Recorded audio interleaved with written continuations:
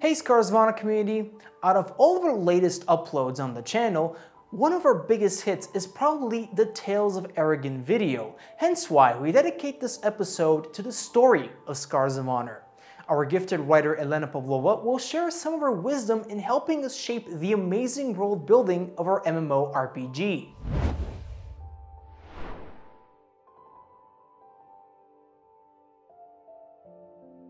Hello everyone, my name is Elena Pavlova and I'm the resident writer here at Beastburst Entertainment. It may sound like quite a combination, but I write mostly horror and children's stories. They even get awarded internationally. In 2021, my book An Adventure in the Lower Earth won the European Science Fiction Society Award for Best Work for Children. Most recently, a story of mine called Two Moons was selected for the Best of World SF Volume 3. I've also written game books back in the time when they were popular here in Bulgaria, and now the experience really helps tackle the tasks at hand as a part of the Scars of Honor team.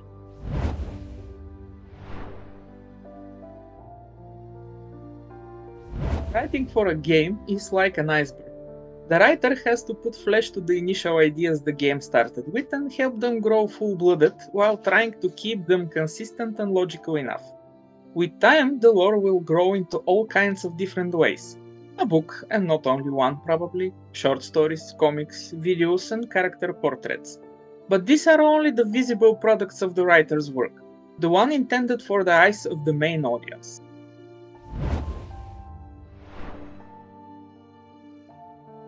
The invisible part of the iceberg is much bigger. It starts with the detailed basic research about the world and the biggest cataclysms that formed it.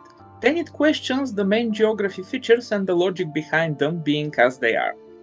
Climate charts, flora and fauna of the different regions, everything should be laid down and it is not solitary tasks, for this all should be coordinated and cleared with the game designers, the devs and the artists, and the CEO of course. You know how the theory of the parallel universes work. Each choice you are presented with creates a new set of parallel universes and they continue splitting forward choice by choice until a vast net of possibilities spread through time and space. I really hope in one of these universes humanity is a space-traveling species already and has colonized the nearby star system. Building a timeline is the same thing in reverse. We have a fixed point of an event, in our case it's the beginning of the game, and we have to go back and see what choices at which key points of the story may lead to this moment, not by not climbing down the ropes in that vast net of choices and color-coding each one. The finished timeline mappings may differ startingly as by timetables and so by key points, but they are all true, believable. And they are also very resilient and allow many tweaks. Recently, for example, the birthday of the High Elven race was moved about 200 years in time by adjusting an attempted assassination to fit better into the lore.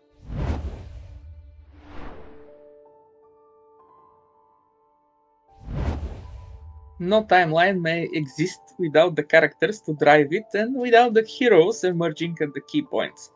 Why did the fortress of Littleroot hold so long during the Second Demonic War? Is it because of her commander? If so, then who is he? What is the story up to that point? Will we see him further in the lore? And what about in-game? The characters then get evaluated together with the game designers and tailored further to their needs. Often the process goes the other way around and the designers will need a story to be created for the character they use for a specific task. All the characters go through that process, no matter how small and insignificant they are. For example, during the recent test Beastburst did, at the beginning of the game, the Sacred Order players are welcomed by Corporal Mercy. We'll probably be seeing him in the game too. He's in fact a military mount trainer, and he's the one who taught your mount to jump so well. You will meet him and his son in a short story about the world of Aragon, under the working title A Tale of Scars and Mothers.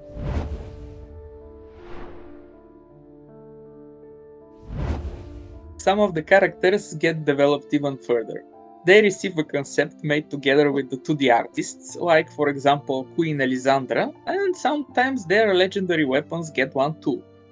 Elisandra's pair of daggers are called the Bone Hands. One of them got revamped after she became a high elf, but the other serves as a reminder of her former nature and history.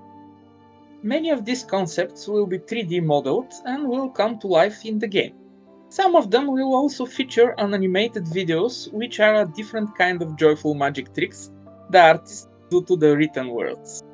Imagine taking an idea, drawing a storyboard of it.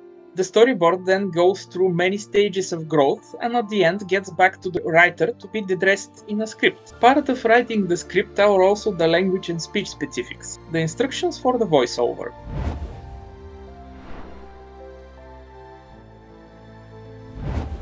One of the most interesting hidden parts of the Iceberg is the overview of the landmarks, which is done together with the game designers and with the help of all of you, our amazing community. Aragon is inhabited by 8 races, each one with its own unique habitat, but before these are tackled by the 3D environmental artists, they need to be visualized and cut out to fit the plans of the game designers. The advice and ideas given in the forums of Scars of Honor are just amazing, and you will find many of them mixed in and put to use one way or another. Sometimes the landmarks and different zones change drastically through the working process. For example, the Orc capital started as a small town on the outskirts of Duck Peak, upgraded to a city, tucked between the heads of 2 mighty mountains, and later it grew volcanoes. The Orc harnessed the lava rivers for good measure and mastered the art of bone carving. Now their lands and lives are in the hands of the 3D artists, so their adventure only begins here. These were just a few of the challenges presented every day with the Scars of Honor team, but I hope they gave you a glimpse in the written world of the game. It's an intense and demanding but really fun way of life, and I'm happy to share it with you and be a part of the adventure together with our amazing community. Thank you for the opportunity. That's it for today, guys. Hope you enjoyed this video. For more things Scars of Honor, make sure to hit the subscribe button on our channel. As always, thanks for watching, and see you on the flip side.